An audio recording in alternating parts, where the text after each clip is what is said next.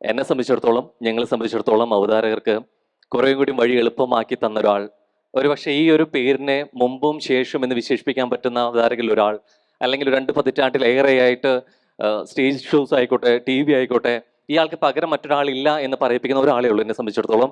അത് രജനി ഹരിദാസാണ്. അപ്പോൾ അത് ഞാൻ പല വേദികളിൽ പറഞ്ഞതാണ്. അപ്പോൾ ഇതേ വേദിയിൽ ചേച്ചി ഇതിനൊപ്പം നിന്ന് കിട്ടി എന്നുള്ളത് തന്നെയാണ് അതിന് വലിയ സന്തോഷം.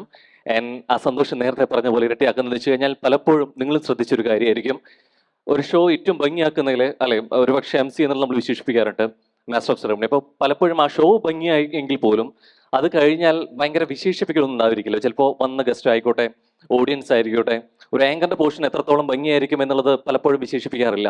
പക്ഷെ ഞാൻ പല വേദികളിലും ചാനലുകളിലും അവതാരകരെ കുറിച്ച് സംസാരിക്കുന്ന കണ്ടിട്ടുള്ള ഒരു താരമേ ഉള്ളൂ എന്ന് ഞാൻ എടുത്തു പറയേണ്ടിയിരിക്കുന്നു.